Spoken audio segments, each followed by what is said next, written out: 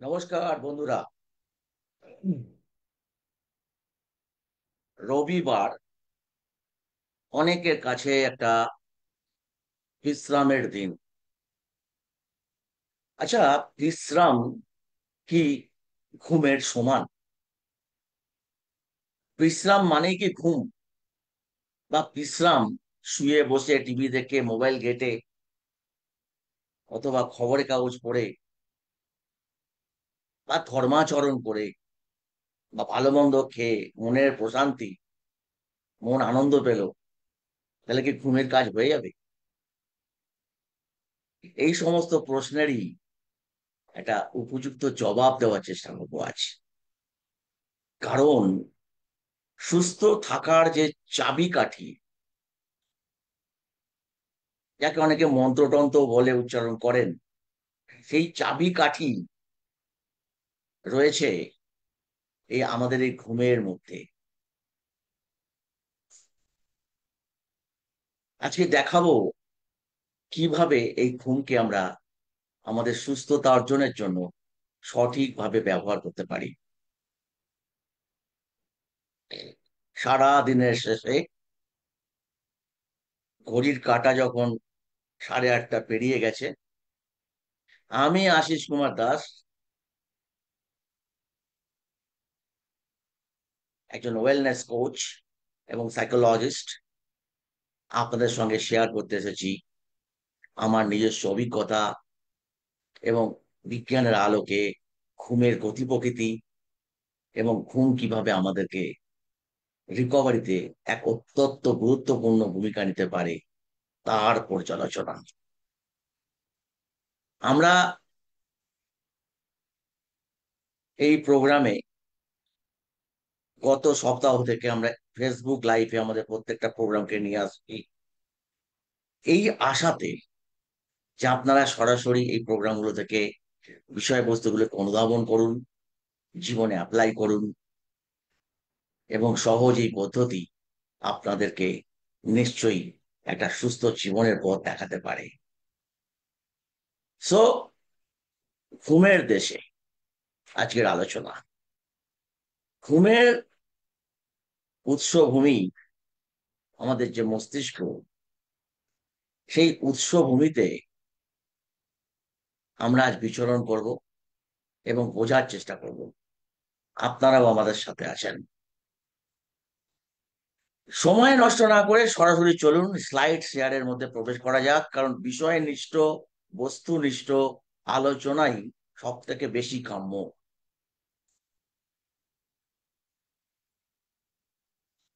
আমরা সরাসরি প্রবেশ করছি স্লাইড শেয়ারিং অ্যাক্টিভিটির মধ্যে। আশা করি আপনাদের সামনে স্ক্রিন ভিজিবল হয়ে গেছে। একটা পুরো স্ক্রিন আপনাদের সামনে রয়েছে। নিউরোসাইকোলজির সমস্যা সমাধানে ঘুমের উপযোগিতা, the importance of slip in our neurological, psychological. আমি যেটা বলিনি সেটাও শেষ স্লাইডে বলবো, দ্যাট ইজ ফিজিক্যাল। ফিজিক্যাল রিকভারির ক্ষেত্রেও ঘুমের অত্যন্ত গুরুত্বপূর্ণ ভূমিকা আছে। I am presenting this information slide in front of you, my dear friends. 6,000 followers plus, and all of my friends throughout the world, those who are supporting me since last 1 decade in Facebook and in my professional activities. আমি সেই সমস্ত মানুষদেরকে অনেক অনেক ধন্যবাদ জানাই যারা পার্শ্ববর্তী দেশগুলো থেকেও সুন্দরভাবে রেসপন্স করেন, পার্শ্ববর্তী রাজ্যগুলো থেকেও সুন্দরভাবে রেসপন্স করেন, এবং যারা আমাদের অনুষ্ঠানে সক্রিয়ভাবে অংশগ্রহণ করে অথবা লাইভ রেকর্ড পরবর্তীকালে দেখে অনেক সময় প্রশ্ন পাঠান, আমরা সেই প্রশ্নের জবাব দিয়ে থাকি। আপনাদের পরিষেবা প্রদান করতে পেরে যে তৃপ্তি লাভ করি, তা থেকে এটুকুই বলতে পারি যে এটা আপনারা ইন্টারঅ্যাক্ট করতে থাকুন। এইভাবে ইন্টারঅ্যাক্ট করলে আমরাও আরো নতুন নতুন অভিনব বিষয়বস্তু সম্পর্কে আমরা সচেতন হব এবং আরো ভালোভাবে আমাদের প্রেজেন্টেশন গুলো তৈরি করতে পারবো। একজন এনএলপি প্র্যাকটিশনার হিসাবে, নিউরো লিঙ্গুইস্টিক প্রোগ্রাম প্র্যাকটিশনার হিসাবে, এবং একজন কোর্স মাইন্ডসেট ডেভেলপমেন্ট কোচ হিসাবে আমি লক্ষ্য করে দেখেছি যে ইন আওয়ার কান্ট্রি মাঠের বাইরের যে চর্চাটা একজন প্লেয়ারের মধ্যে, একজন শিক্ষানবিশের মধ্যে, স্কুলের বাইরের যে চর্চাটা গড়ে তোলা উচিত, যে হ্যাবিট ফরমেশন করা উচিত, বা পজিটিভ আউটকাম আনবার জন্য যে মেন্টাল ট্রেনিং এর দরকার পড়ে, আমি প্রায় একটা কথা বলে থাকি, trend brain and untrained brain, এটা অনুপযুক্ত হাতে বা যথাযথ ঠিকভাবে এটা ব্যবহার করতে না পারার জন্য এই সমস্যা তৈরি হয়। ঠিক এই জায়গাটাকে মাথায় রেখে I am very glad to inform you, I am very very please to inform you যে আমরা একটি বিখ্যাত প্রতিষ্ঠানের সাথে যৌথভাবে আমরা সারা পৃথিবীতে আলোড়ন সৃষ্টিকারী একটি প্রোগ্রাম নিয়ে আসছি। যে programme physical fitness and performance mindset বা চ্যাম্পিয়ন মাইন্ডসেট ট্রেনার প্রোগ্রাম। সেই প্রোগ্রামের ফলে যে প্রফেশনালরা সৃষ্টি হবে, তারা যেমন ফিজিক্যাল ট্রেনিং করাবে A to Z বয়সের মানুষদের, ইনক্লুডিং প্লেয়ার্স, এবং তারা বিভিন্ন সময়ের মানুষদের কি করে মাইন্ডসেট ডেভেলপ, তারা সাইকোলজিস্ট হয়ে উঠবে ব্যাপারটা তা নয়, কিন্তু তারা দারুণ বা উপযুক্ত হয়ে উঠবে কি করে একটা ভেঙে পড়া মানুষকে কি করে একটা গোল সেটিং করে তাকে আবার উচ্চতা শিখরে পৌঁছে দেওয়া যায়, কি করে মোটিভেটর হওয়া যায়, কি করে মনস্তত্ত্বের বিচার বিশ্লেষণকে, শরীরতত্ত্বের বিচার বিশ্লেষণকে, এক্সারসাইজ সায়েন্সের বিচার বিশ্লেষণকে, কোর্স ফিজিওলজির বিচার বিশ্লেষণকে, ডাইনামেটিক চেনের বিচার বিশ্লেষণকে ব্যবহার করে কিভাবে সুস্থ সবল জীবন যাপন করা যায়। একজন level 6 strength and conditioning coach এবং একজন এনএলপি প্র্যাকটিশনার হিসাবে মন এবং দেহ, এই যে দুটোকে নিয়ে যে ভাবনা, তার সঙ্গে একটা দুর্দান্ত উৎকৃষ্ট মানের একটা কোর্স ডিজাইন করার সৌভাগ্য হয়েছে আমার, এবং that is supported by a an world a world renowned organisation, a world renowned organisation, যা আমরা আগামী কয়েক দিনের মধ্যে লঞ্চ করতে চলেছি। এটা একটা বড় প্রাপ্তি হবে আপনাদের। পাশে থাকুন, অনেক কিছু প্রকাশিত হবে। সো মাই ডিয়ার ফ্রেন্ডস, আপনাদের নমস্কার জানাই, আপনারা ধৈর্য ধরে আমাদের প্রোগ্রামগুলোতে অ্যাটেন্ড করেন। দূর থেকে অনেকে আশা নিয়ে থাকেন, আর ইন্টারনেটের স্টেবিলিটি নেই, তার অবস্থা তা সত্ত্বেও আপনারা কষ্ট করে প্রোগ্রাম দেখতে পাচ্ছেন, চেষ্টা করেন। আপনাদেরকে ধন্যবাদ জানাই এবং আগামী আলোচনার মধ্যে প্রবেশ করি। শারীরিক ও মানসিক সুস্থতার চাবিকাঠি হলো ঘুম। আপনি যতই পরিশ্রম করুন না কেন, আপনার নিউরন থেকে নিউরনে, নিউরন থেকে নিউরনে, কোষ থেকে কোষান্তরে এই যে যাওয়া, কমিউনিকেশন পৌঁছে যাওয়া, billions of billion, 82 GB billion যে নিউরন ইন আওয়ার ব্রেন, তার মধ্যে যে তথ্যের আদান প্রদান, যে ওয়্যারিং সিস্টেম, একটার সঙ্গে একটা কোষের যে মিলন, সেই প্রসেসটা যখন টায়ার্ড হয়ে যায়, সিএনএস ফ্যাটিক বলে তাকে, এবং শরীর যখন পরিশ্রম করে তখন সেটাও মাসকুলার ফ্যাটিক, ল্যাকটিক অ্যাসিড জড়ে তৈরি হয়। অর্থাৎ একটা ফ্যাটিক পেলাম, যেটা হচ্ছে কি ফিজিওলজিক্যালি আমাদের মাসেলের মধ্যে ঘটছে, সেটা হলো সেটা হলো ল্যাকটিক অ্যাসিডের কারণে। ল্যাকটিক অ্যাসিড কনসেন্ট্রেশন বেড়ে যাচ্ছে মাসেলের ভিতরে, জমে যাচ্ছে সেখানে, সেই ফ্যাটিক। আর একটা হলো যখন আমি অধিক চিন্তা করছি অথবা নেগেটিভ বেশি চিন্তা করছি, যখন আমি অনেক কিছু ভাবছি, যখন আমি অনেক রকম মাল্টিটাস্কিং করছি, যখন আমি অনেক বিষয় থেকে বিষয়ান্তরে সারাদিন ধরে পরিশ্রম করে যাচ্ছি, আমি সকাল থেকে ইতিহাস, ভূগোল, বিজ্ঞান, সোসিওলজি, সাইকোলজি সবকিছু নিয়ে চর্চা করছি, এই যে সমস্ত কিছু করতে করতে করতে করতে আমার ব্রেন চায়, দে না আমায় বিশ্রাম, দে না আমায় বিশ্রাম। এই বিশ্রাম আমাদেরকে রিকভার করতে সাহায্য করবে। শুনলে আপনারা অবাক হবেন, এই বিশ্রামের চাহিদা, দুপুরবেলা একটি ন্যাপের জন্য লক্ষ লক্ষ টাকা ব্যয় করে একটা কোম্পানিকে তার কর্মচারীদের বিরুদ্ধে কেস লড়তে হয়েছিল আমেরিকাতে। গল্পটা শুনুন।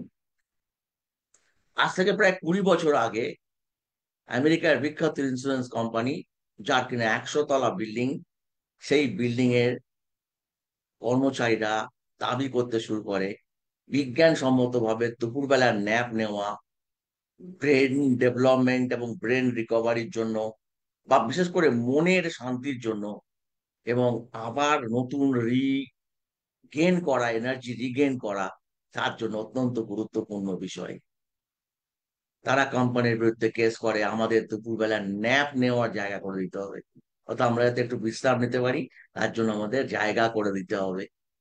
কোম্পানি বলে এসব আন্তাবড়ি জিনিস আমরা মানি না।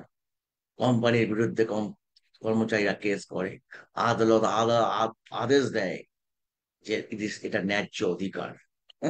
ওই জন্য দুপুরবেলা ন্যাপ নিতে পারলে আপনার ব্রেনের রিকভারি ভালো হয়। এমনকি অফিস আদালতেও যদি এরকম একটু ন্যাপ নেওয়ার সিস্টেম, আপনি যদি অফিসে গিয়ে 1:30টার সময় গিয়ে দেখেন কিছু লোক ঢুলছে, এরপর থেকে আর বিরক্ত হবেন না। কারণ উনি ফিজিওলজিক্যালি একদম সঠিক কাজটি করছেন, দুপুরবেলা খাওয়া দাওয়ার পরে ন্যাপ নিচ্ছেন। সো এটা ঘুমের একটা অত্যন্ত গুরুত্বপূর্ণ অ্যাসপেক্ট আমি আপনাদের সামনে প্রেজেন্ট করলাম। নিউরোসাইকোলজি সমস্যায় ঘুম অপরিহার্য। কোনো একটা মানুষের যদি সাইকোলজিক্যাল প্রবলেম হয়, স্ট্রেস, টেনশন, আরো অনেক কিছু, এই সমস্ত সমস্যায় সবার প্রথম যে সাজেশন দেওয়া হয়, ভালো করে সুনিদ্রার। অনিদ্রার কারণে সিদ্ধান্ত গ্রহণের ক্ষমতা কমে যায়। অল সাইকোলজিক্যাল প্রবলেমস বেশিরভাগ ক্ষেত্রেই সিদ্ধান্তহীনতার কারণে ঘটে থাকে। আপনি যেটাকে সঠিক ভাবছেন, আপনি যেটাকে আপনার পারসেপশনের দৃষ্টিভঙ্গি থেকে বিচার বিশ্লেষণ করতে পারছেন, একজন সাইকোলজিক্যালি অসুস্থ মানুষ তিনি সেই জায়গার ক্ষমতাটা হারিয়ে ফেলেন। তিনি অহেতুক চিন্তা ভাবনার জগতে প্রবেশ করে নিজেকে অসুস্থ করে তোলেন এবং বিশ্রাম নিতে জানেন না। একজন ওসিডির পেশেন্ট অলওয়েজ ভেবে যাচ্ছেন কিছু না কিছু। একজন ওসিডির পেশেন্ট একজন ওসিডির পেশেন্ট সব সময় পরিষ্কার করার জন্য ছটপট করছেন। একজন ওসিডির পেশেন্ট কাজের লোক পরিষ্কার করে দিয়ে বাড়ি থেকে বিদায় নেওয়ার পরেও, দিদি আসছি গো বলে বিদায় নেওয়ার পরেও আবার সেই বাসন তাক থেকে নামিয়ে আবার তাকে মুছতে হচ্ছে, ধুতে হচ্ছে, এবং সেম প্যাটার্ন চলতে থাকছে দিনের পর দিন। এই করতে করতে সে তার ব্লাড প্রেশারের ওষুধ খাওয়াটা ভুলে যাচ্ছে। এই করতে করতে সে তার চোখের প্রেশার বাড়ছে, সেটা ভুলে যাচ্ছে। করতে করতে তার চোখ নষ্ট করে ফেলছে। এই করতে করতে সে তার শরীরের জয়েন্ট গুলোকে অকেজো করে তুলছে। এই করতে করতে সে তার মেরুদণ্ডকে বেঁকিয়ে ফেলছে। আমি এক ভদ্রলোকের বাড়িতে একদিন গেছি, গিয়ে দেখি তার সিঁড়িটা অত্যন্ত চকচকে। তার ছেলে আমাকে বলছে যে আমার বাড়ির জিনিসপত্র একদম ঝকঝক তকতক করে। আমি তাকে বললাম সিঁড়িটার বয়স কত? বলে 30 বছর। আমি সঙ্গে সঙ্গে বললাম আপনার মার কোমর ঝোঁকা? বলে হ্যাঁ, আমার মায়ের কোমর ঝোঁকা, আমার মা ঝুঁকে গেছেন। বলে কতদিন আগে বুঝেছেন ঝুঁকে গেছেন? বলে আমি ছোটবেলা থেকে দেখছি ঝোঁকা। আপনি কি জানেন এই সিঁড়িটাই ওনার এই কোমর ঝুঁকিয়ে দেওয়ার কারণ? ওসিডির পেশেন্ট, অবস্ট্রাকটিভ কম্পালসিভ ডিসঅর্ডার। এই ডিসঅর্ডার, তাকে সিঁড়ি চকচক রাখতে হবে, সিঁড়ি পরিষ্কার রাখতে হবে। বাইরের লোকেরা ওই সিঁড়ি দিয়ে উঠেছে, আমার অশুদ্ধতা তৈরি হয়েছে। বেশিরভাগ ক্ষেত্রে এর মধ্যে পেছনে অতীতের কোনো বুলিং হওয়া, অতীতের কোনো যৌন নির্যাতন, অতীতের কোনো কোনো বিলিফ সিস্টেমের কোনো সমস্যা, অত্যাচার, বা কোনো রকম ভাবে কারো দ্বারা প্রতারিত হওয়া, এমনকি এমনকি সেখানে কোনো কিছুই ঘটেনি, অথচ সে নিজে নিজে পরিকল্পনা করে ভেবে বসে আছে যে এটা বোধহয় এইরকম ভাবে ঘটেছে। এইভাবে তার থট সিস্টেম পরিবর্তিত হয়ে গেছে। Cognitive distortion. So my dear friends, অনিদ্রা, আপনি এই অনিদ্রা যদি আপনার মধ্যে এসে, অনিদ্রার কারণে আপনার সিদ্ধান্ত গ্রহণের ক্ষমতা, এই সমস্ত রোগীদেরকে ঘুমের উপর অত্যন্ত গুরুত্ব দেওয়া হয়, ঘুমের জন্য পরিবেশ তৈরি করতে বলা হয়। অথচ দেখা যায় এই ধরনের পেশেন্টরা বেশিরভাগ ক্ষেত্রেই ঘুমের জায়গাটাকেই তার হাঁড়ি করা জিনিসপত্র রাখার জায়গা পরিণত করা হয়। আমি বিছানার কথা বলছি।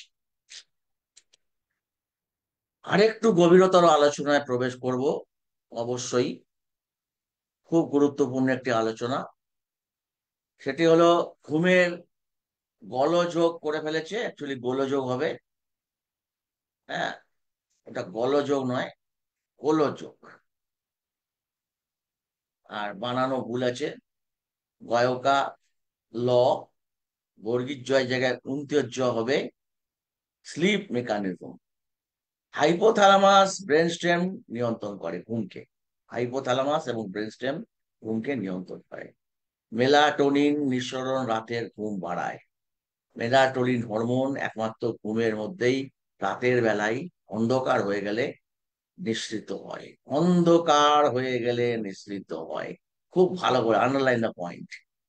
সার্কাডিয়ান রিদম, আমাদের শরীরের যে অভ্যন্তরীণ ঘড়ি, তার যে কনসেপ্ট, সেই কনসেপ্ট মেনে সেই কনসেপ্ট মেনে আমাদের যে মুভমেন্ট, গাট মুভমেন্ট, মানে পেটের যে গাট মুভমেন্ট, সেই মুভমেন্ট, অর্থাৎ খাবার যে ভেতর দিয়ে প্রবেশ করবে সেই মুভমেন্ট, সিক্রেশন স্টার্ট হয়, মেলাটোনিন সিক্রেশন শুরু হয়, এবং hyper body, highest body temperature এই সময়, যখন আমরা জেগে থাকছি, আর যখন আমরা ঘুমিয়ে পড়ছি তখন lowest body temperature, highest body blood pressure, যখন জেগে থাকছি এফিসিয়েন্ট কার্ডিওভাস্কুলার মাসকুলার স্ট্রেংথ, যখন আমরা জেগে থাকছি রেস্ট রিয়াকশন টাইম, যখন আমরা জেগে থাকছি বেস্ট কোঅর্ডিনেশন, যখন আমরা জেগে থাকছি আমরা রাইফেল শুটিং, তীরন্দাজি স্পোর্টসের ক্লাবের সঙ্গে যুক্ত, সেখানে আমরা অত্যন্ত গুরুত্ব হবে অ্যালার্টনেস অবস্থায় থাকাটা একটা ট্রেনিং এর অত্যন্ত গুরুত্বপূর্ণ বিষয় হিসেবে মনে করি।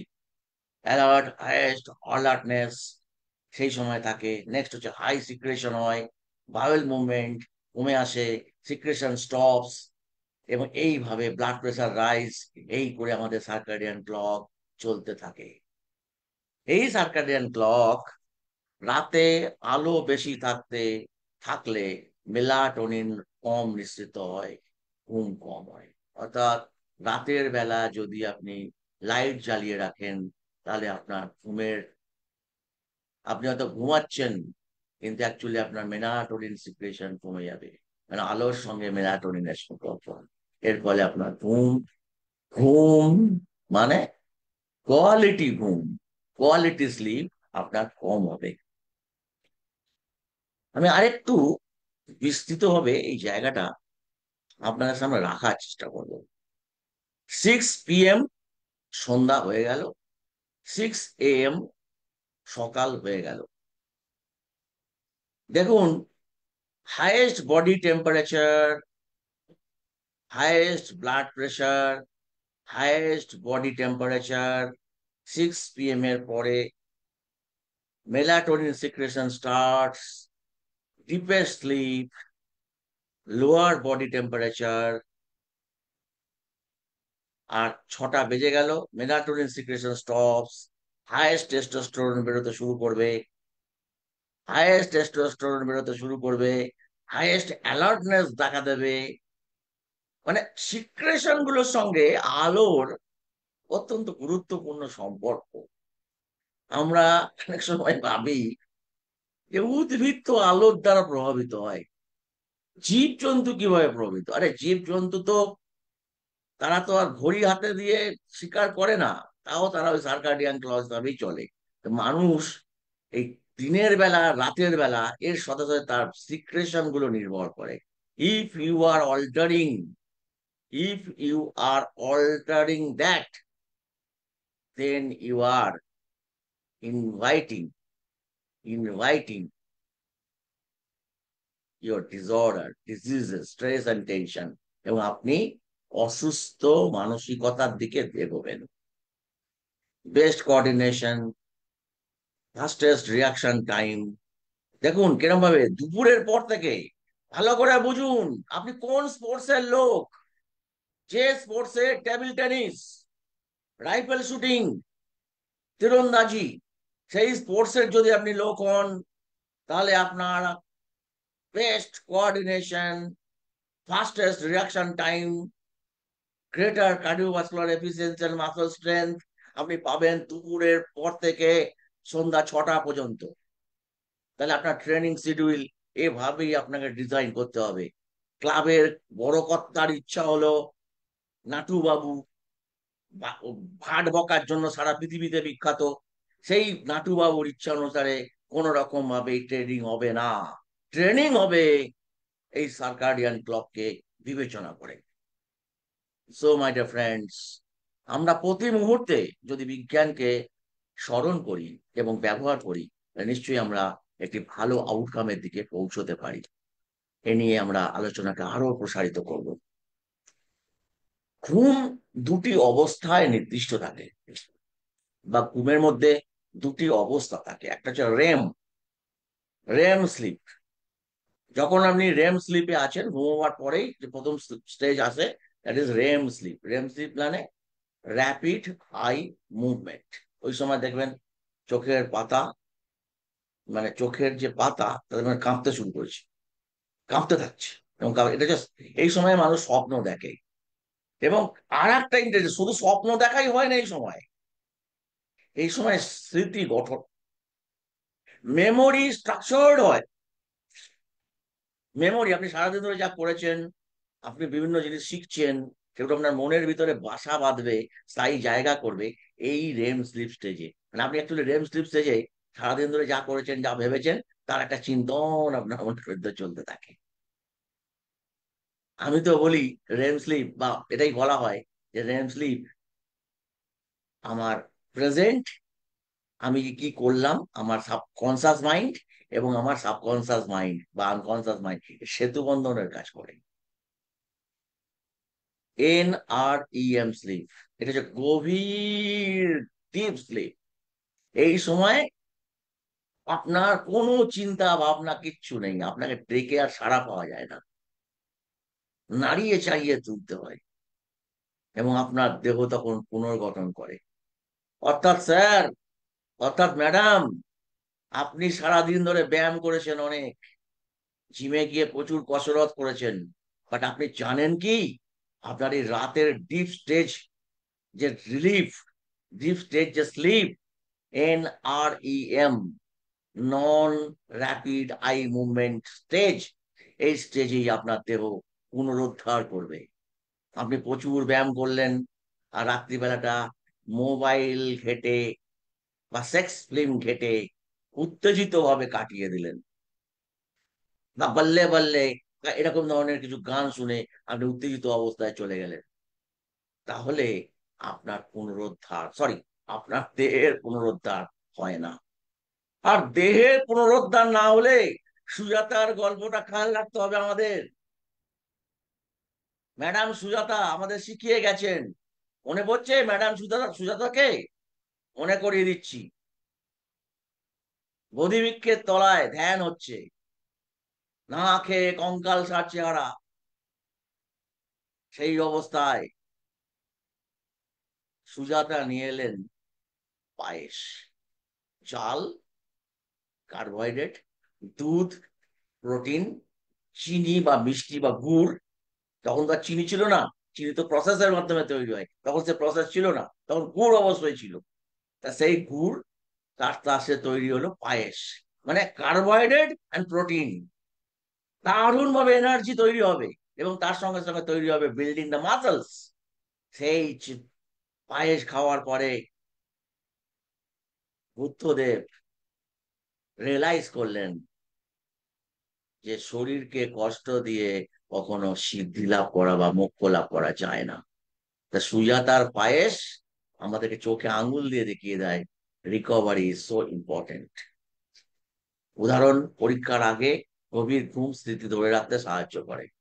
হুম, কি ঠিক তার উল্টোটা হয়, ঠিক তার উল্টোটা করে। সারা বছর যারা পড়ে না, আপনারা এত খারাপ স্টুডেন্ট নন, আমি একদম বিশ্বাস রাখি। সারা রাত্রি জেগে পড়ে মেকআপ করবার পালা চলতে থাকে, মেকআপ। অ্যান্ড আমরা স্মৃতিকে ধরে রাখতে পারি না।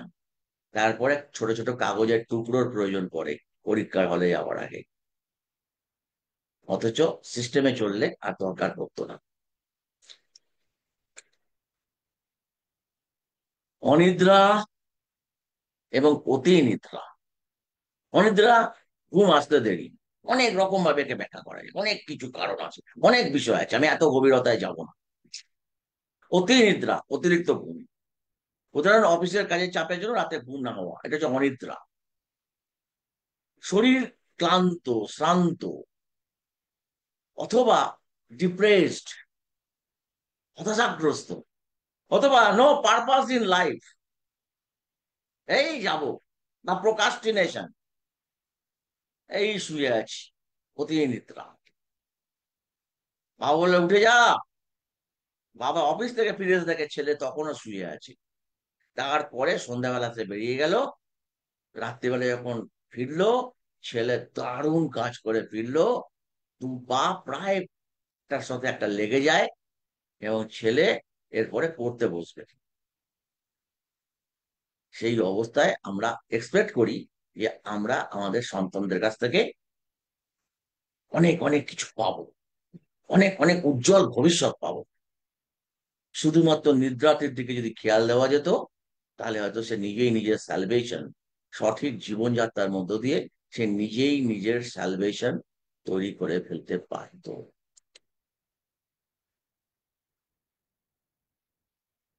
নেশার কারণে ঘুমের ব্যাঘাত।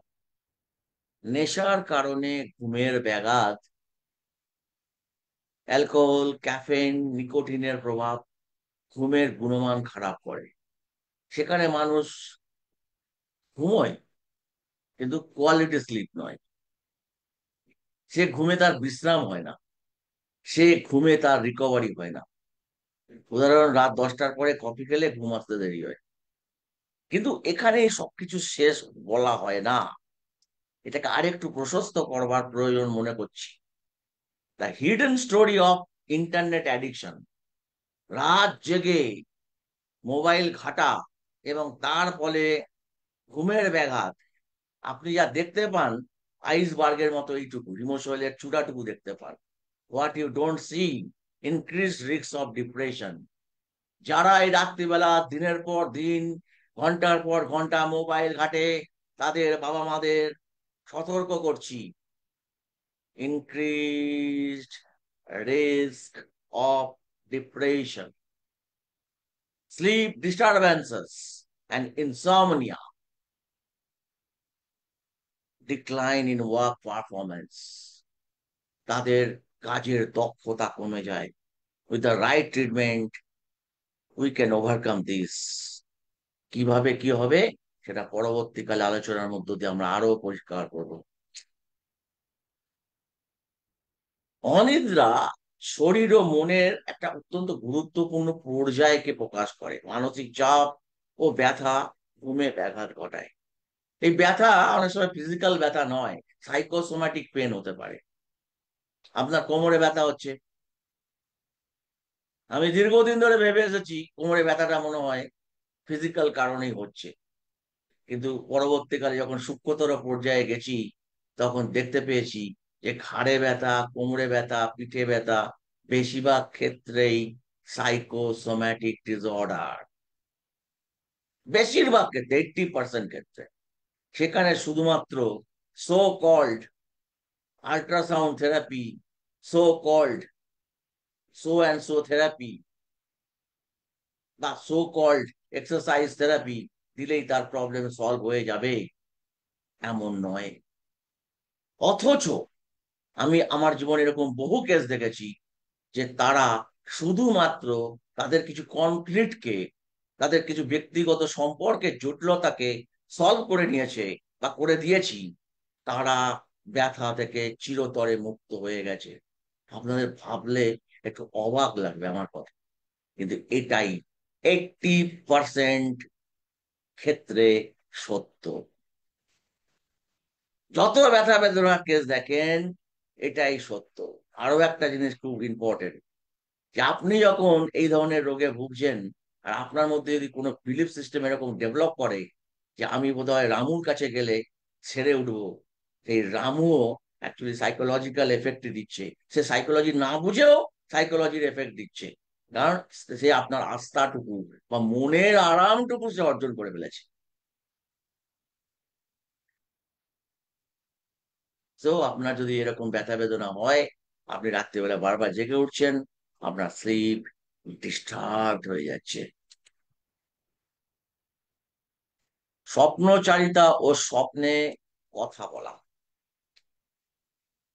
বহু মানুষকেই শুনেছি ঘুমের মধ্যে হাঁটতে থাকা, কথা বলা। সাধারণ বাচ্চাদের মধ্যে বেশি দেখা যায়। উদাহরণ, ছোট বাচ্চারা মাঝে মাঝে ঘুমের মধ্যে বিছানা ছেড়ে হাঁটে, বিছানা থেকে উঠে হাঁটতে শুরু করলো।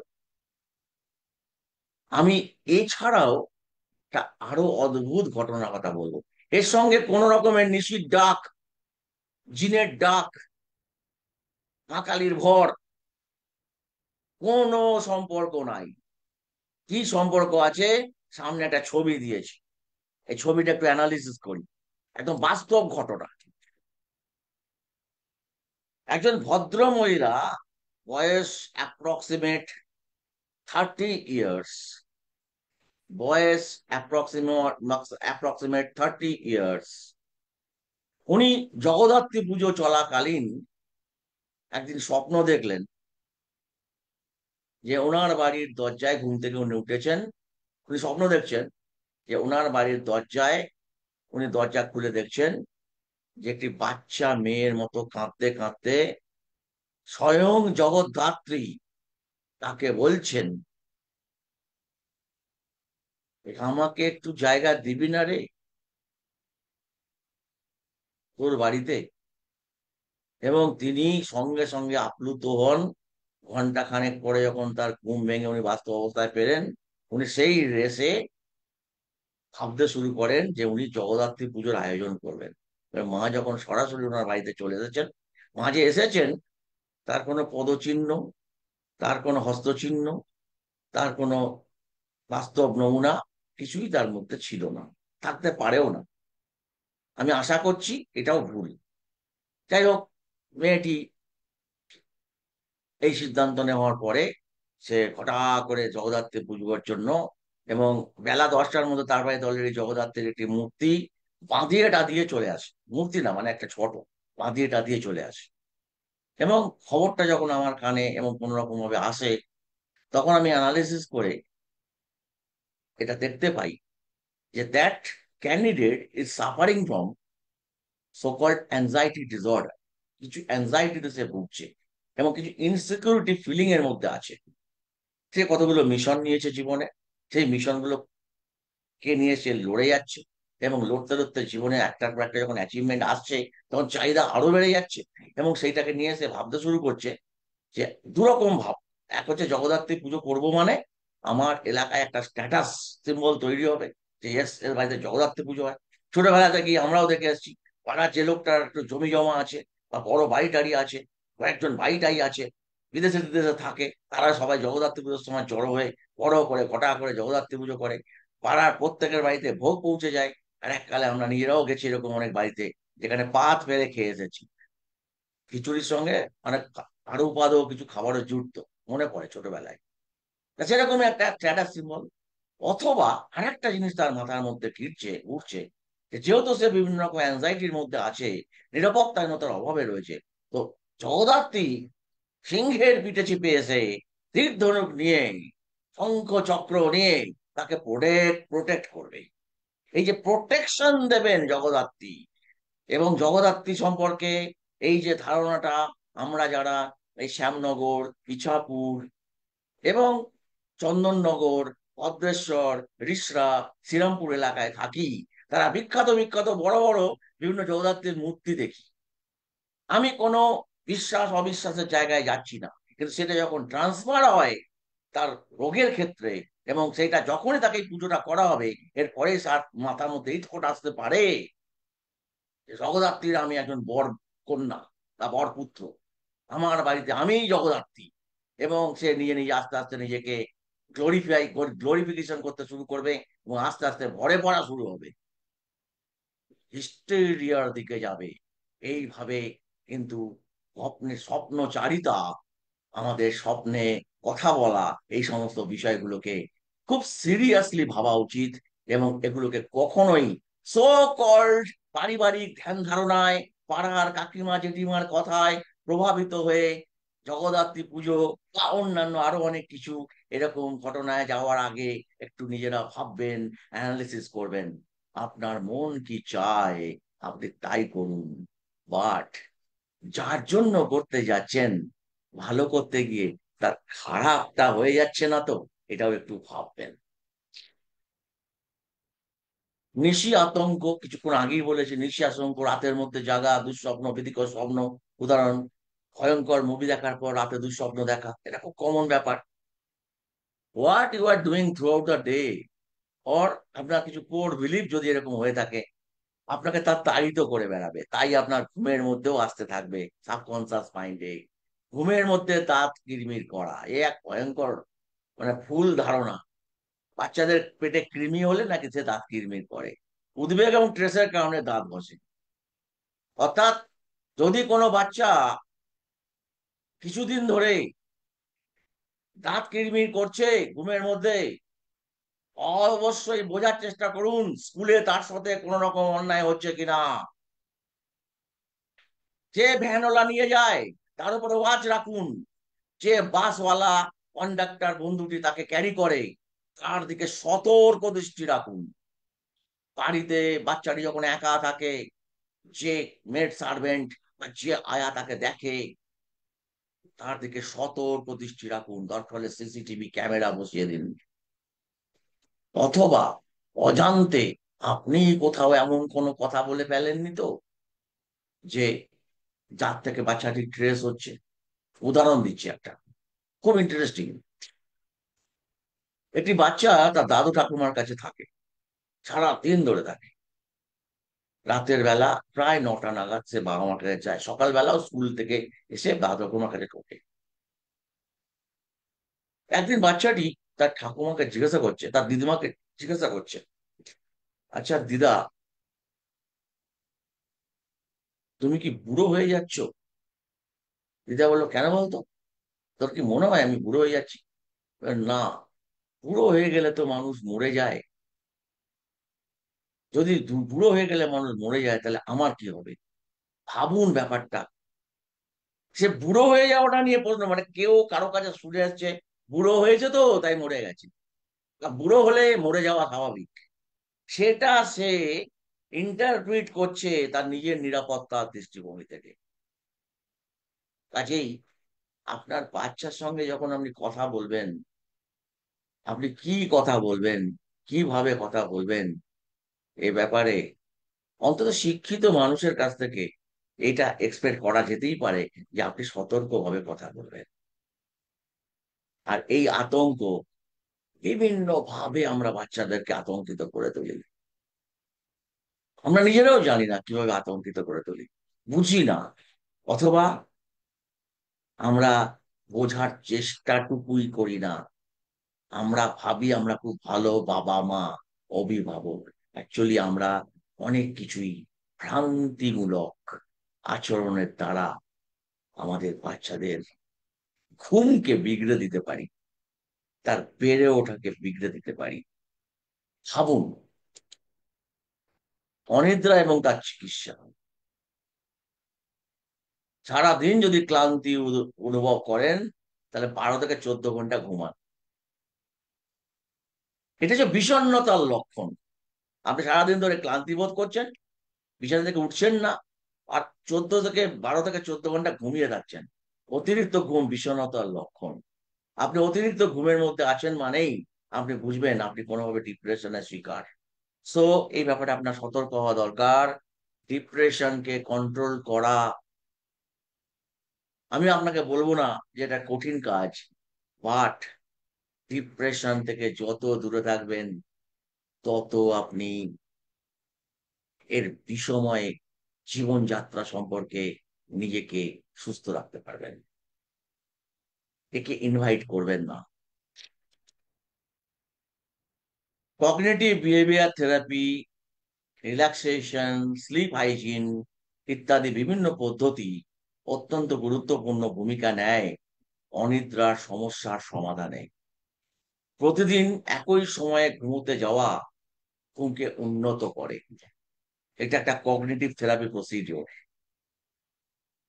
কগনিটিভ মানে আপনার ডিস্টরশন, আপনি যেটাকে থটটাকে ডিস্টরশন করে রেখেছেন, সেই জায়গাটাকে আপনি ক্লিয়ার করে নিলেন এবং আপনি একটা নির্দিষ্ট সময় ডিসিপ্লিনে চলে এলেন। একটা নির্দিষ্ট সময় আমি দেখি বহু মানুষ তাকে 12টা 10টা বেজে গেল আর পাবেন না।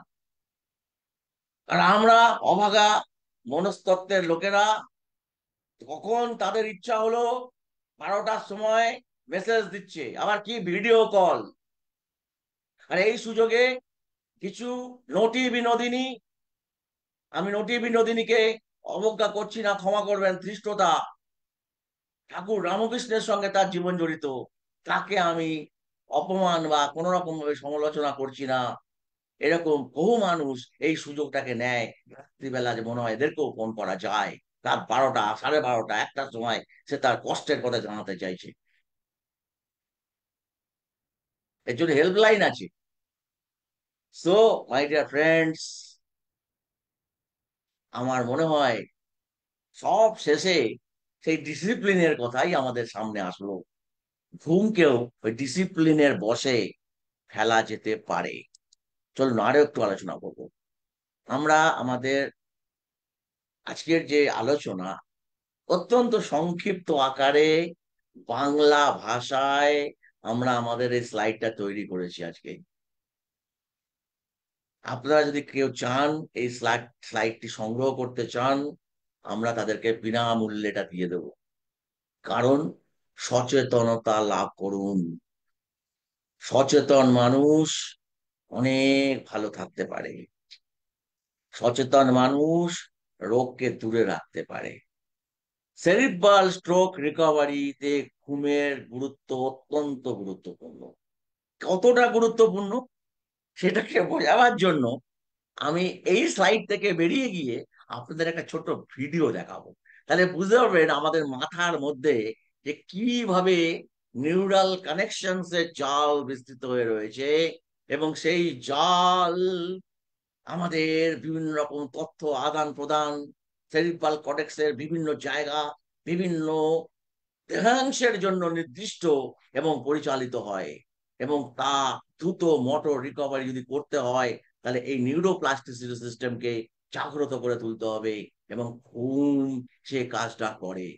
স্ট্রোক আক্রান্ত রোগী যিনি দিনে 8 ঘন্টা ঘুমান, তিনি দ্রুত দ্রুত হাঁটতে শিখে ফেলেন। স্ট্রোক আক্রান্ত রোগীর ঘুম, শুনে রাখবেন একটা কথা, স্ট্রোক আক্রান্ত রোগীর সব থেকে গুরুত্বপূর্ণ গুরুত্বপূর্ণ চিকিৎসার অংশ হলো তার ঘুম। তাকে ঘুমোতে দিন, তাকে ঘুমোতে দিন। ঘুমোলে সে রিকভার করবে তাড়াতাড়ি। এবং যদি সে না ঘুমায়, যদি সে ব্লাড প্রেশারের রোগী হয়, সে চিন্তা করবে নিজের অথর্ব অবস্থা নিয়ে, সে চিন্তা করতে থাকবে, সে ফ্রাস্ট্রেটেড বোধ করতে থাকবে, নিজেকে সে অপাহিজ, অথর্ব, অকর্মণ্য ভাবতে থাকবে, এবং তা থেকে তার ব্লাড প্রেশার আরো ক্ষতিগ্রস্ত জায়গায় পৌঁছবে, তার কর্টিসল বেড়ে যাবে। এই অবস্থায় তার আর একটা হৃদস্ট্রোকের সম্ভাবনা অস্বীকার করা যায় না। আমি আমার জীবনে প্রফেশনালি এরকম কম করলেও 50টা কেস দেখেছি। Everything is okay, the patient is not sleeping since last 2 days. After repetitive instructions to the family members, they ignored, and the result is the third stroke and eventually the death. become the incident. So my dear friends, ঘুমকে মানে জোর করে এই awareness তৈরি করা যায় না। আপনারা যত আপনাদের একটা এই সঙ্গে জানিয়ে রাখি, স্ট্রোক ফাউন্ডেশন অফ বেঙ্গল একটি সংস্থা যারা স্ট্রোক বিষয়ে পশ্চিমবঙ্গে সচেতনতা বৃদ্ধি করবার জন্য দারুণভাবে বিগত 20 বছর ধরে কাজ করে চলেছে। এই সংগঠনের প্রধান উপদেষ্টা এবং প্রতিষ্ঠাতা সভাপতি, ফাউন্ডার প্রেসিডেন্ট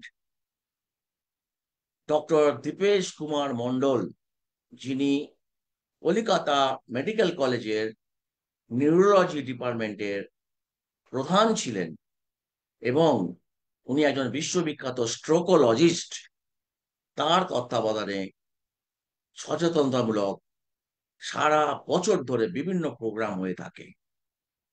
আপনারা অধিক তথ্যের জন্য stroke foundation of Bengal search করতে পারেন এবং আপনারা আরো তথ্য সংগ্রহ করতে পারেন। স্ট্রোকের ক্ষেত্রে ঘুমের উপযোগিতা নিয়ে আমি ছোট্ট করে বললাম। চলুন, কেন বললাম এটা একটু বুঝে নেওয়া যাক। আমি এখান থেকে স্টপ করছি এবং আমি চলে যাব আমি আর একটা স্লাইডের মধ্যে প্রবেশ করব। আমি একটা ভিডিও দেখাবো আপনাদের।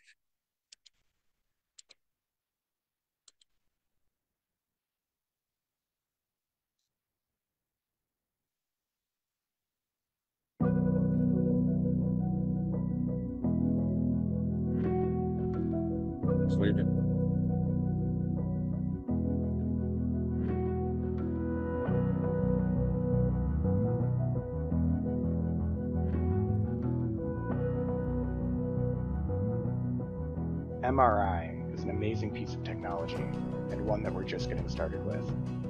With new MRI advances, we're able to see truly fine detail from individual brains of living people. And not just at the surface, but through the whole brain. This is the hippocampus, a brain region which allows you to create new memories. Using another MRI breakthrough, we can see the wiring between brain structures, allowing us to map out entire brain-wide circuits. And while this is incredible, it's only a small piece of what we've discovered.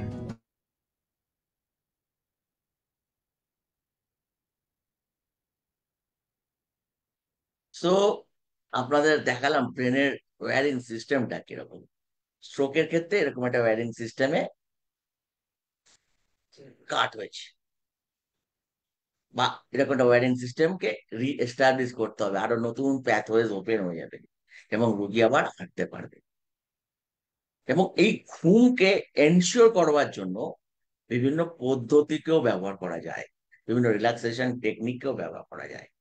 রুগী যখন hospital থেকে ফিরলো, ধীরে ধীরে ধীরে ধীরে যখন সুস্থতার দিকে যাচ্ছে, সেই সময় সাইকোলজিক্যাল ইন্টারভেনশন, তাকে যেমন মোটিভেশন দেওয়ার প্রয়োজন পড়ে, তাকে যেমন মোটিভেশন থেরাপির প্রয়োজন পড়ে, যেমন তার সঙ্গে সঙ্গে যদি কোনো রিল্যাক্সেশন পদ্ধতিকে ব্যবহার করা যায়, রোগীকে বলা হয়, রোগী কিন্তু ভাববেন না তারা তো কিছুটা কগনিটিভ প্রবলেম হয়েছে, মানে সে চিনতে পারছে না, বুঝতে পারছে না, হয়েছে অবশ্যই কিছু হয়েছে, কিন্তু তার সঙ্গে সঙ্গে তাকে যদি রিওয়ারিং করা যায় আবার নতুন তত্ত্ব দিয়ে, নতুন পজিটিভ ভাইব দিয়ে।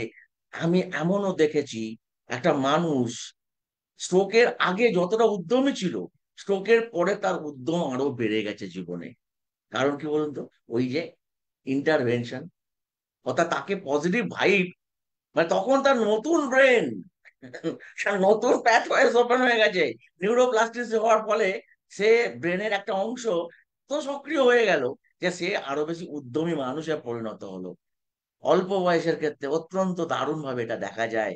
এবং চলুন এই ব্যাপারে একটা রিল্যাক্সেশন পদ্ধতি কিভাবে সাহায্য করতে পারে সেটাও আপনাদের আজকে আমি একটু ডেমনস্ট্রেশন দিই।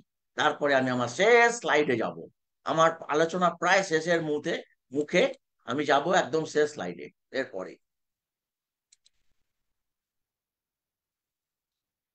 Please wait.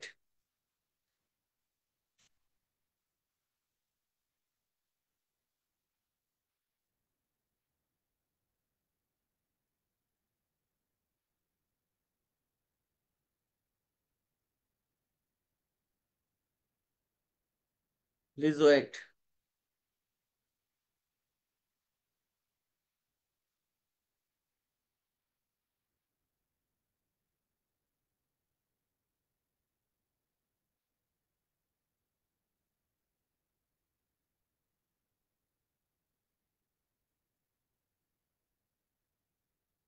Please wait. আমরা পেশেন্টকে সেই সময়ে আমরা কথার মাধ্যমে, মানে আমি তাকে যদি বলি তুমি আপনি কনসেন্ট্রেট করুন, আপনি মেডিটেশন করুন, সে করতে পারবে না, কারণ সেই জায়গায় সে নেই, তার কগনিটিভ স্ট্যাটাস সেই জায়গায় নেই। অথচ আপনার কথা শুনতে শুনতে শুনতে শুনতে, তাকে নিউরো লিঙ্গুইস্টিক প্রোগ্রাম বলে। আমি আমার জীবনে আপনাদেরকে বলছি যে স্ট্রোকের রোগীর ক্ষেত্রে এনএলপি তার মস্তিষ্ককে আরো সজাগ এবং সক্রিয় করবার জন্য অত্যন্ত গুরুত্বপূর্ণ ভূমিকা নিতে পারে। এ বিষয়ে ডক্টররা ভাবুক এবং আপনারাও এগিয়ে আসুন। জীবন আটকে আছে এমন লাগছে? নেতিবাচক মানসিক চিন্তাগুলো আপনাকে সমস্ত সাফল্য এবং আনন্দ থেকে অনেক দূরে অবস্থা তৈরি করে। নিউরো লিঙ্গুইস্টিক প্রোগ্রামিং, এনএলপি এবং ব্রেথওয়ার্ক থেরাপির শক্তিকে কাজে লাগিয়ে জটিলতা থেকে মুক্ত হন। আপনার অবচেতন মনকে আনলক করুন এবং সাফল্যের বাধাগুলো সহজেই অতিক্রম করুন। ব্যক্তিগত কাউন্সেলিং এবং নির্দেশিত শ্বাস সেশনের মাধ্যমে আপনি আপনার জীবনের উপর স্বচ্ছতা, আত্মবিশ্বাস এবং নিয়ন্ত্রণ লাভ করবেন। আপনার মন পুনরায় প্রোগ্রাম করুন।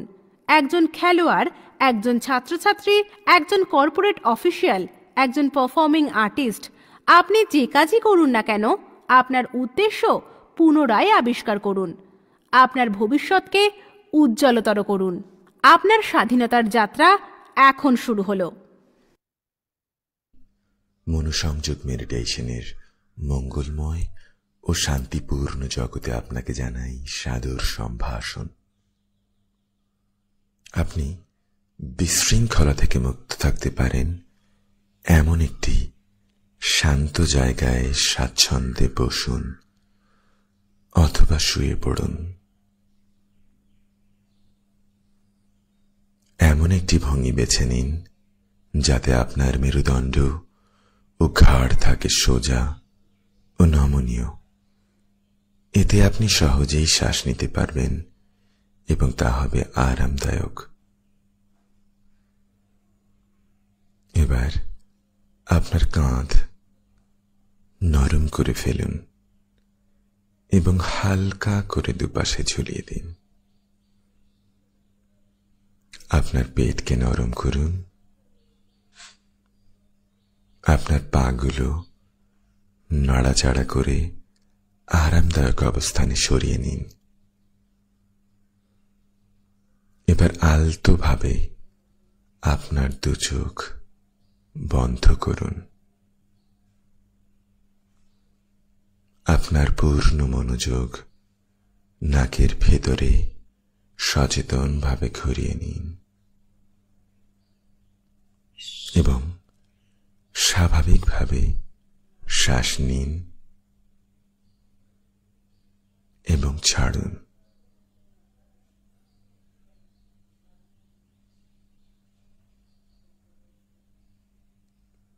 গভীরভাবে নাক দিয়ে প্রথমে বুকে এবং পরে পেটে শ্বাস নিতে থাকুন।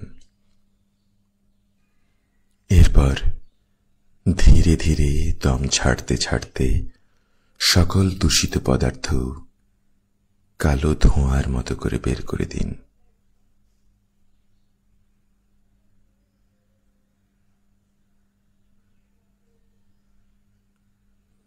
প্রকৃতি থেকে গভীরভাবে নাক দিয়ে দম নিন এবং অনুভব করুন অসীম প্রাণশক্তি আপনাকে আরো সতেজ ও প্রাণবন্ত করে তুলছে।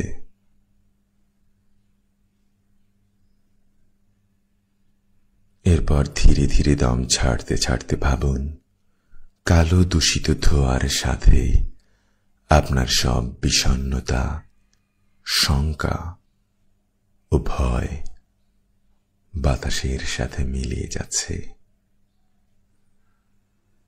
দূরে হারিয়ে যাচ্ছে।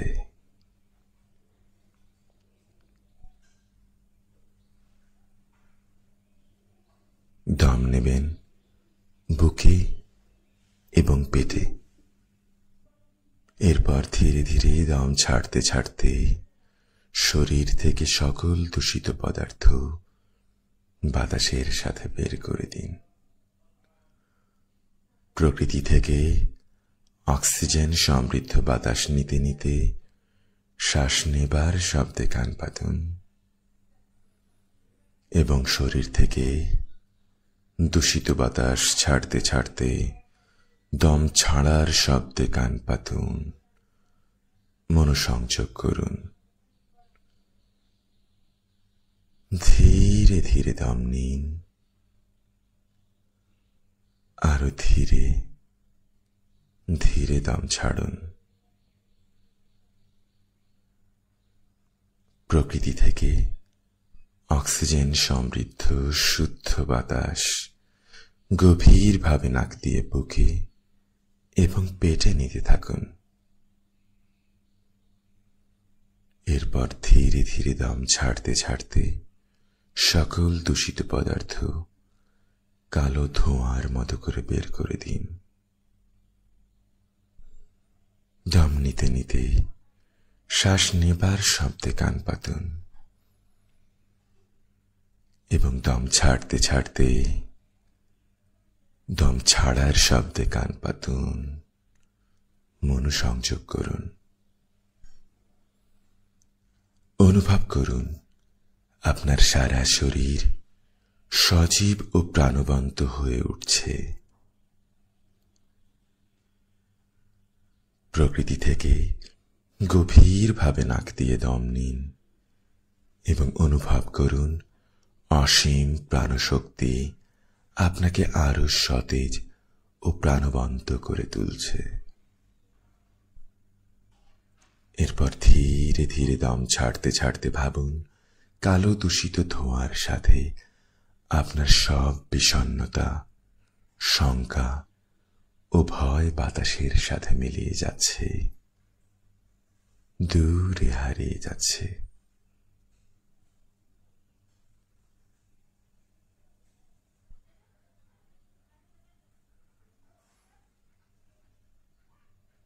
এবার ধীরে ধীরে অনুভব করুন আপনি শারীরিক ও মানসিকভাবে সম্পূর্ণ সতেজ অনুভব করছেন। ধীরে ধীরে জেগে উঠুন।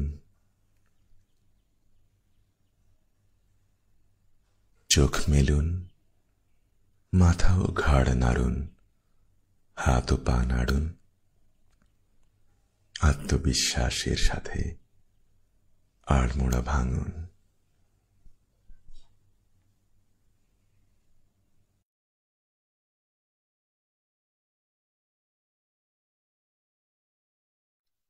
আত্মবিশ্বাসের সাথে আড়মোড়া ভাঙুন। Confidence is the key of your recovery. If you believe that I will recover, you will recover. আপনি এমন কিছু ভাবছেন না তো মনে মনে যে আমি এখান থেকে বেরোতে পারবো না? যদি আপনি এটা বিশ্বাস করেন তাহলে আপনি বেরোতে পারবেন না। হাজার ওষুধ সত্ত্বেও বেরোতে পারবেন না। শুধু বিলিভ করুন যে আপনি বেরোতে পারবেন। Believing is doing. Believing is doing. এটাকে বিশ্বাস করুন। আমি এই স্লাইড থেকে বেরিয়ে, এই ভিডিও থেকে বেরিয়ে আমার মাত্র আর 3টি স্লাইড বাকি আছে।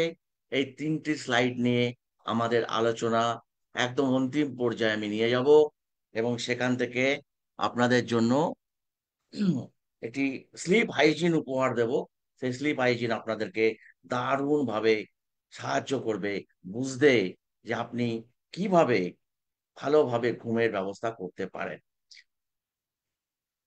চলুন আবার স্লাইড শেষ করা, আবার স্লাইডকে করা যাক, আবার স্লাইডকে করা যাক, শেয়ার করা যাক। চলুন আমি যাচ্ছি, প্রবেশ করছি আলোচনার মধ্যে।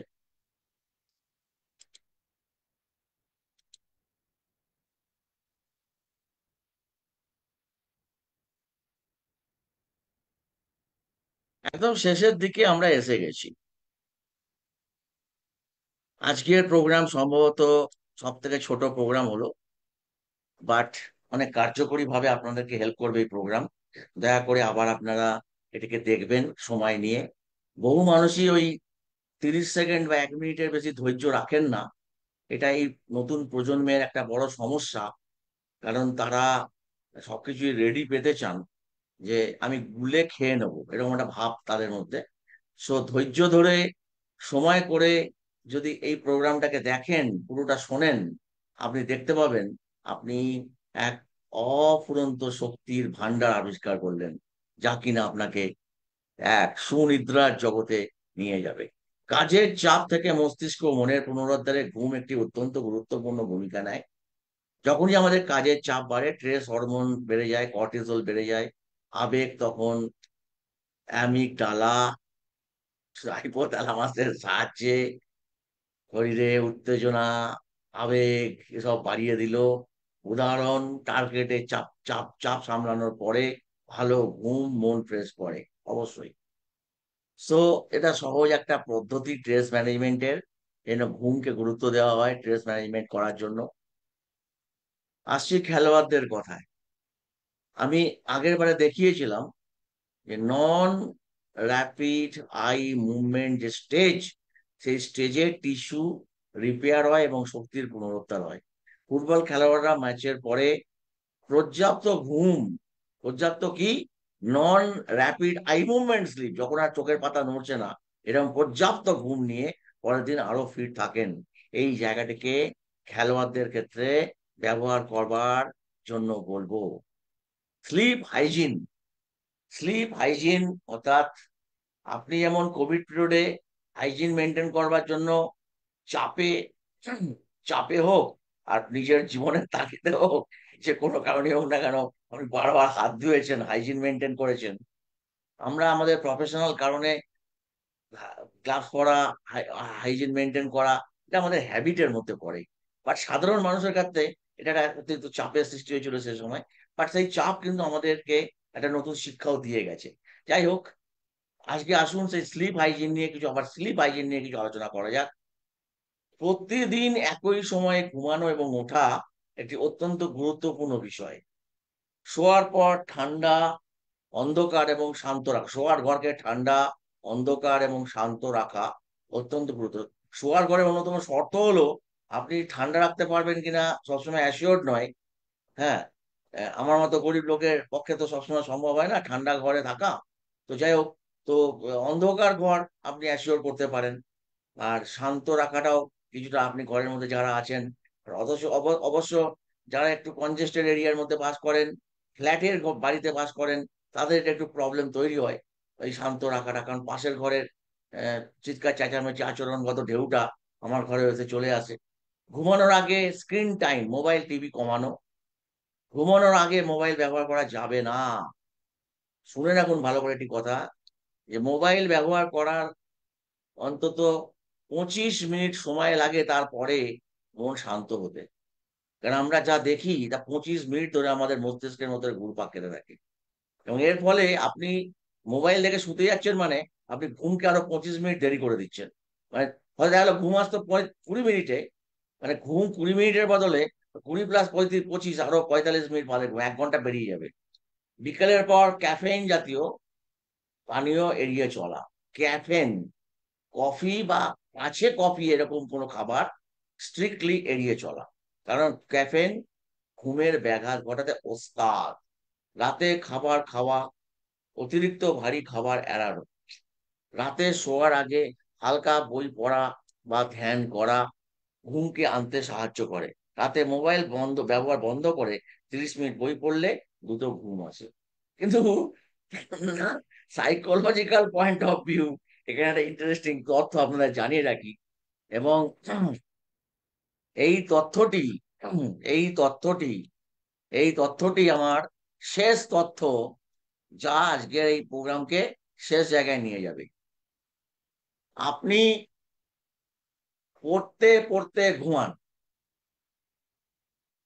আপনাকে দেখে আপনার ছেলে বা মেয়ে পড়তে পড়তে ঘুমায়।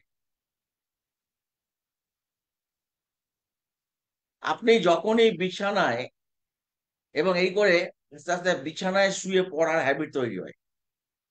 যখন আপনি বিছানায় শুয়ে হ্যাবিট তৈরি হয়, তখনই মস্তিষ্ক, যেই আপনি বিছানায় শুয়ে পড়তে যাবেন সন্ধ্যা 7টা বা সন্ধ্যা 6টা বা সকাল 6টা, আপনি বিছানার মধ্যে বসে বা শুয়ে পড়তে যাচ্ছেন, সঙ্গে সঙ্গে মস্তিষ্ক বলতে শুরু করবে, সাবকনসিয়াস মাইন্ড, রে তুই তো শুয়ে শুয়ে বই পড়ার পরে পড়তে পড়তে ঘুমিয়ে পড়ার কথা। ওর রিওয়ারিং ওইভাবে হয়ে যায়। অর্থাৎ আপনি বই পড়তে পড়তে শুয়ে পড়েছেন, বা শোয়ার জন্য রাত্রিবেলা বই ব্যবহার করছেন। আপনাকে দেখে আপনার ছেলে ওই অভ্যাস তৈরি করেছে, ঘুমোতে যাওয়ার আগে বই পড়তে পড়তে ঘুমোতে যাওয়া। বিছানায় বসে যখন সে সিদ্ধান্ত নিল পড়বে, শুয়ে শুয়ে পড়বে, তখন সে বিছানায় শোয়ার সঙ্গে সঙ্গে ব্রেন রিওয়ারিং হয়ে গেল যে বিছানায় বসে পড়তে শুরু করলে 20 মিনিট বাদে ঘুমিয়ে পড়তে হয়। কথাটা কিন্তু মাথায় রাখবেন। সো ঘুম নিয়ে অনেক কথা হলো, ঘুমের মাদ্রামি নিয়েও লাস্ট পয়েন্ট বলে দিলাম। আপনারা ভালো থাকুন।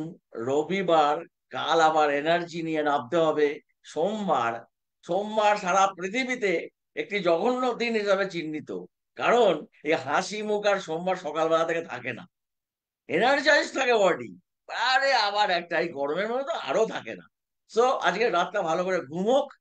By bye, bye by.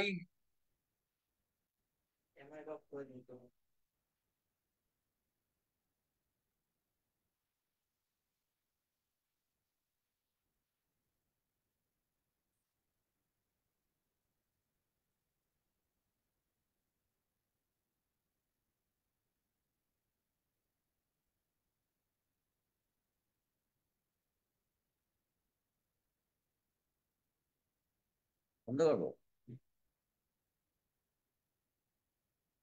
Live stream, live stream.